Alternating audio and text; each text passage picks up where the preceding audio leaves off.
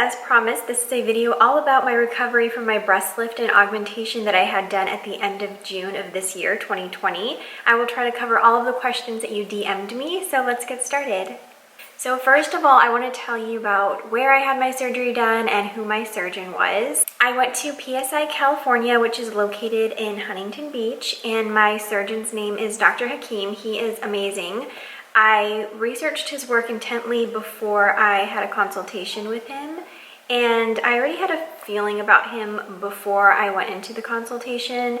That was one of the questions that I was asked, how did you know? I went off of not only his work, because there are a lot of amazing surgeons living in Southern California to choose from, but I just got a really great vibe from him. He's very warm and he's super knowledgeable and amazing at what he does. I looked extensively through his before and after photos and I was really happy with the results. So I trusted him completely and I knew he would be a great fit for me. If you want to see some of his work, you can check out his Instagram, which is at PSI California, and his personal account is at doc.hakeem. That's doc.hakeem.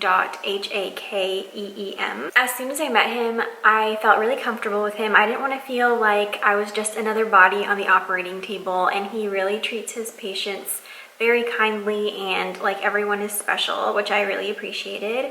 And the rest of the PSI team is also amazing. Lori is great, and so is Shireen. There's always someone available to answer any question that I had before my surgery and throughout the recovery process as well. 6 weeks prior to my surgery date, I started going to Shireen, who is the PA at PSI California, for skin tightening treatments, which is called Tempture. And I got to know her very well. She's so sweet and great at what she does. And then I did my final 2 treatments for a total of 8 treatments after my surgery. So before my surgery, I got to know everyone there really well, which made me feel even more comfortable as I approached my surgery date. Okay, so the 4 most asked questions were, what size did you go with, saline or silicone, what profile, and under or over the muscle. So I went with 500 cc's under the muscle. Dr. Hakeem's technique is to overfill with saline to avoid rippling. So I initially sized with 450 cc's and they were overfilled to 500 cc's.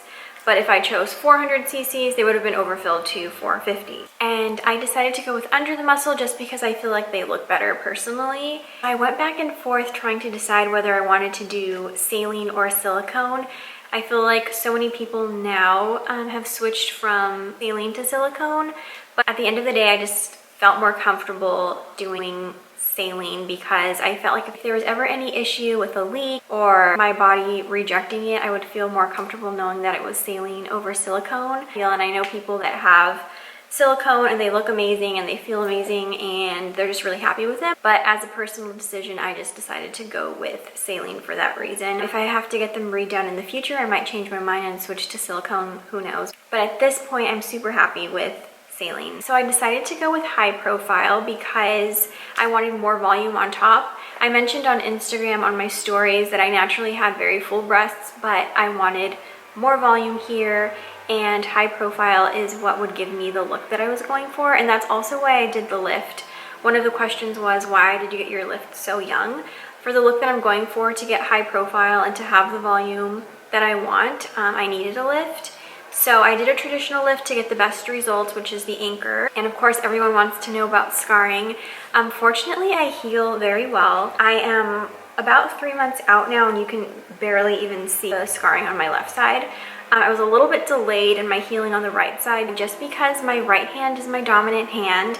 I was feeling so good right after my surgery, so I was starting to drive and kind of resume normal activity. I knew I couldn't lift anything, I wasn't doing anything strenuous, but you'd be surprised at how much you use your chest muscle without even realizing it, like pumping hand soap, turning door handles. All of those little things really do impact your recovery process. So the best advice I can give you is to really take it easy after your operation, even though you feel good, because I felt really great afterward, but I had to go back to just resting, not driving, because I needed those incisions to heal up. But yeah, in just a few weeks, I was able to catch up to the left side, and I'm feeling really great now. The scar treatment that I had been using that was recommended to me by PSI is called Scar Guard, and you apply it twice a day to your incisions. I didn't even need it on my left. I've just been using it on my right side, and you'll see a noticeable difference right away. Next question, how did you choose your implant size? I feel like I went back and forth a million times on this. I think I started initially with wanting 375 cc's, which would have been overfilled, and then of course ended up with 450 cc's overfilled to 500 cc's. So it took me a very long time to finalize my decision. I, of course, tried on the different implant sizes, but I personally feel like it's kind of challenging to visualize what you'll look like, especially when you have fuller breasts already. I feel like if you had a smaller chest, it might be easier to kind of just like stick in the implant so that you can get an idea of what it'll look like. But the best way to explain trying on an implant with like big boobs already is like an ice cream cone with one scoop, and then you just scoop another scoop and like just put it on top. It doesn't bind together and it doesn't look natural. It just looks like one on top of the other. So I really had to use my imagination when visualizing how I would look with the implants. So the best tips I would say are to wear a very tight sports bra when you try on the implant sizes, and also wear a tight shirt, and also take photos front and side so that you can see what the implant will look like. So I'm very happy with what I went with. I've heard so many people say that they wish they would have gone bigger, and I didn't want that to be the case for me. And I think that's why I took so long to decide, because I wanted them to be bigger, but I didn't want them to be like insanely huge. So I really took my time to come to my decision, and I'm very happy with them. I don't wish they were any smaller, nor do I wish they were any bigger. I feel like they're perfect for my body. So another question that I got was, how long did the surgery last? It lasted about 2.5 hours. I think that's about average, but yeah, it's not a very long procedure at all. Somebody else asked, did you feel like you had a hangover after your surgery? I actually didn't feel nauseous. The anesthesiologist gave me 2 medications in my IV beforehand that was supposed to help with nausea, and then as soon as the surgery was over, I took the nausea medicine that was prescribed with ginger ale and crackers before I drove home to make sure that I wouldn't feel sick to my stomach, but I didn't feel nauseous at all. Another question is, do you lose nipple sensitivity? That is definitely one of the risks of surgery, is losing nipple sensitivity. I didn't, fortunately, but yeah, that is a risk. Okay, so another question that you guys wanted to know about was, what was the pain like? I was expecting excruciating pain because I've heard from so many different people about how painful it is. It feels like a car is on your chest. It feels like your skin is gonna tear. So I was expecting worst case scenario in that respect. But on a scale of 1 to 10, I'd describe it as a 6. I don't know if it's because I already had breast tissue, so my skin didn't have to stretch it. I don't know what it was due to, but everyone's pain tolerance is different, of course. So it wasn't nearly as bad as what I was expecting. And I did take painkillers that were prescribed to me, but I didn't even take them for a full week. And I did feel pressure on my chest for sure. For the first week, you feel, I wouldn't say like a car is on your chest, but like your, I don't know, maybe like a heavy backpack is on your chest. And your skin does feel tight. So vitamin E oil does help to prevent like any kind of stretch marks, or I don't know, just to keep your skin hydrated. I think that's important as well. But after the first week, I felt totally fine, and I think it was very bearable. But it really does take a while for your body to heal. So my best advice would be to make sure you follow your doctor's orders and rest even though you feel fine. You for sure need someone to help you with the recovery process, and just allow them to assist you even with little things that you feel like you could do on your own. Another question that a few people ask me is whether I'm afraid of breast implant illness. And I did think a lot about that before my surgery. I don't think it's a risk that should be taken lightly. So I mean, there are risks with any surgery, but after doing my research, I didn't feel like the risks outweighed the benefits in my opinion.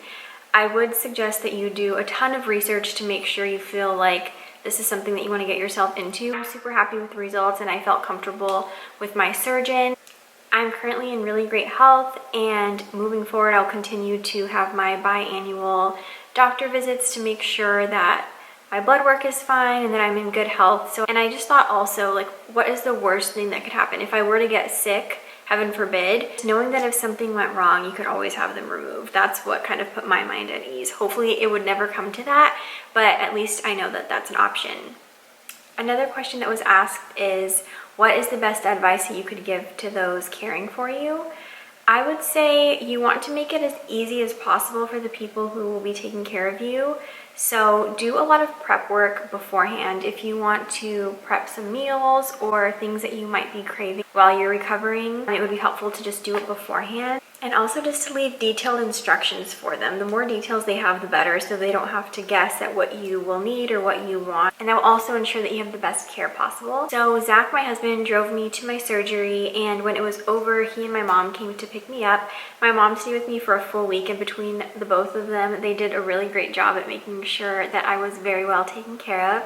I wouldn't have been able to do it without them. I had a bag with my medication in it that was by the door that they could just grab and go, and in there I also had crackers, I had Cepacol throat lozenges, and then I had a sticky note that reminded them to grab the ginger ale and water bottle out of the refrigerator. So rather than just have all those items scattered in like a note to grab my stuff before they came to pick me up, I just had it organized neatly for them so they only had to grab 2 things. So just doing little things like that, I feel like it's really helpful for them. The throat lozenges are great for your ride home because you do have the oxygen tube in the back of your throat. I didn't have the kind that went all the way down. It just kind of rested at the back of my throat, but it still leaves your throat kind of dry and irritated.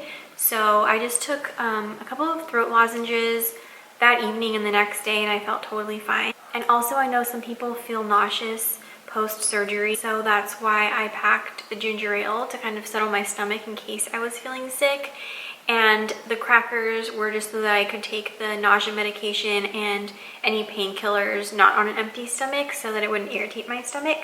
And I feel like that's really helpful too. So just bringing a little snack that's light and it won't irritate your stomach, and it will prevent the medication from irritating your stomach as well. So my mom stayed with me for a full week, and she made sure I took all of my medication on time. She had a notebook on the counter in the kitchen, and she just wrote down what medication I took and what time, because there are certain medications that you can't take together like within a certain time frame. And then also just my regular pain medication to make sure it wasn't too long of a gap in between where I would start experiencing pain. So all of that takes a lot of organization, and I really appreciated all of her help with that. And also just like showering and helping me get dressed. I was able to shower 2 days after my surgery, and the first shower felt so amazing. Even like rolling toilet paper, you use your chest muscle, which I didn't realize at the time, but my mom would like roll little toilet paper squares and like leave them on top of the toilet so that I could like use them. Putting toothpaste on my toothbrush for me, opening the shower door, brushing my hair. Zach helped so much with food and keeping the house in order. So they made a really great team. So I think I've covered all of the questions that have been DM'd to me. I hope I was as thorough as possible and this video has helped you if you are considering having a breast lift or augmentation. And I want to thank Dr. Hakeem and PSI California for giving me such great results. I'm beyond happy with them. If there's anything that I haven't covered, feel free to leave a question below or send me a DM on Instagram at Lauren Mesquit, and I will do my best to answer it as soon as possible. Thank you for watching.